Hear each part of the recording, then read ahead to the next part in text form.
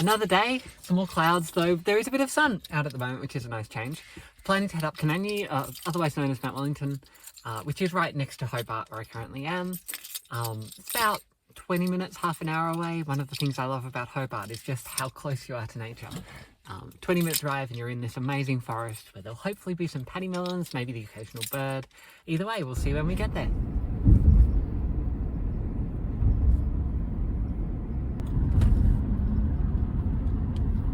We've arrived.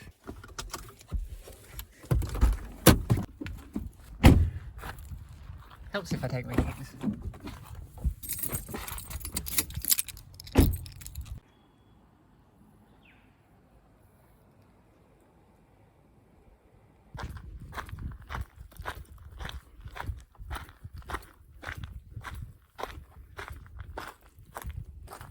So this little tree is called Exocarpus cupressiformis, or the native cherry.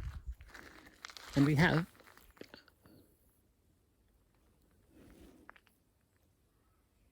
a little snack. So, welcome to McLeod's, or possibly McDermott's farm.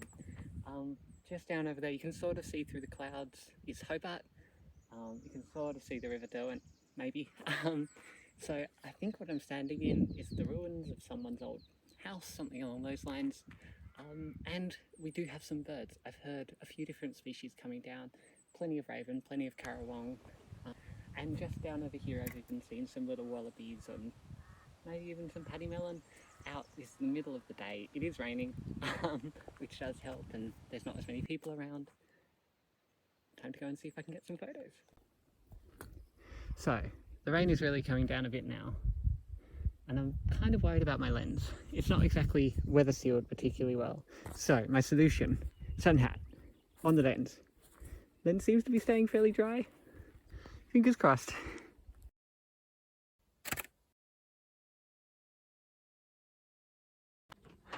Well, another place for it today.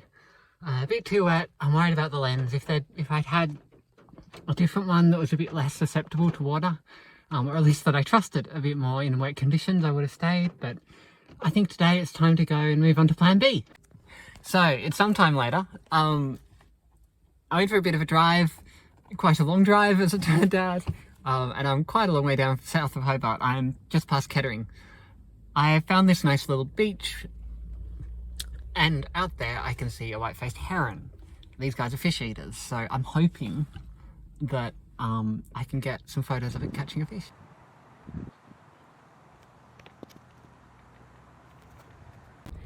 Well, the white-faced heron have gone. There were two of them, and they flew off, and then a third one showed up and also flew off. So this beach is pretty empty now. Thinking I might move on, see what's at the next one.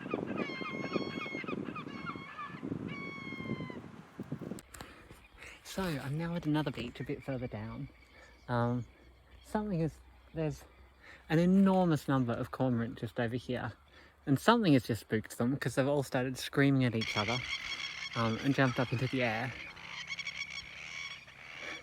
Also, walking through this sand, not quite as stable as I thought. On we go, I guess.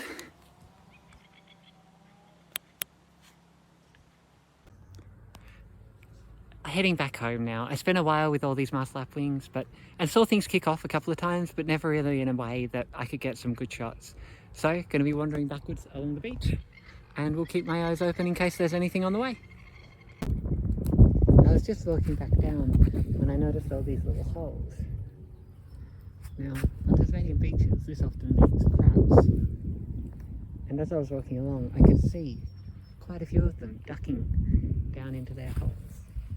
Again, same as yesterday, I don't really have the right lens to take photos of this, but I can sort of show you with my phone.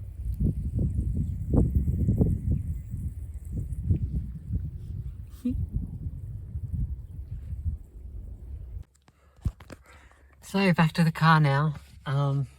Feet are absolutely soaked. But those crabs were so cool. Just the sheer number of them. And I believe that's quite a regular thing that happens down here. Someone was just telling me. but it's still so cool to see, you know. It's not often you see thousands of animals all in the same spot. But yeah, thanks so much for watching, and I'll see you next time.